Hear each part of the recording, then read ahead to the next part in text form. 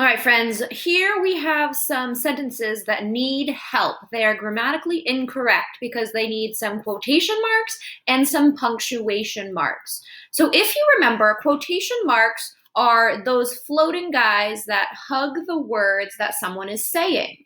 So in order to make these correct, we need to figure out what is being said and where the quotation marks go. So let's look at number 1. It says, "Have you finished your homework?"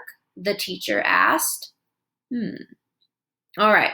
Well, I know from it saying the teacher asked that "have you finished your homework" is what is being said. So that's the part that has to go in quotation marks. Have you finished your homework? The teacher asked. This "have you finished your homework" is a complete sentence. What punctuation mark do I need to put at the end of "have you finished your homework"?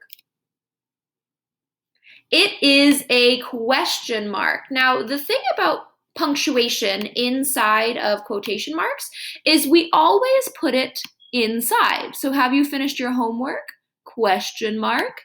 Then the quotation marks hug all of that. Have you finished your homework? The teacher asked. Now we have a grammatically correct sentence. Let's do another one.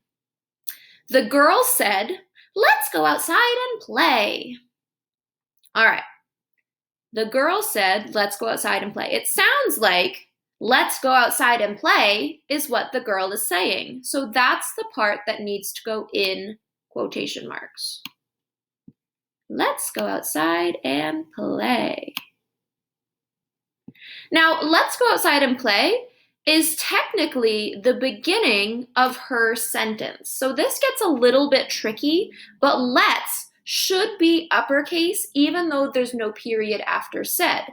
Because if the girl was just saying, "Let's go outside and play," that sentence would start with "let's" and it should be uppercase. So I'm going to make that L an uppercase.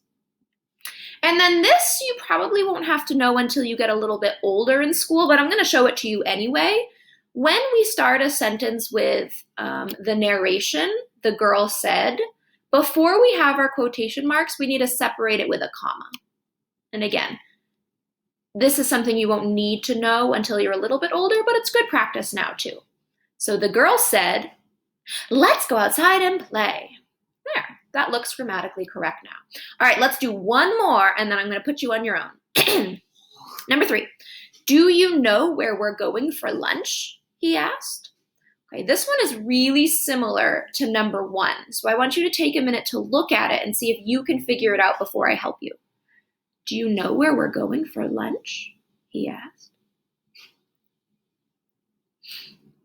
All right, he's asking, do you know where we're going for lunch? So that's the part that goes in the quotation marks. However, what punctuation mark will we need to complete the sentence? Do you know where we're going for lunch?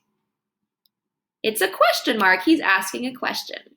So question mark inside quotation marks to make it grammatically correct.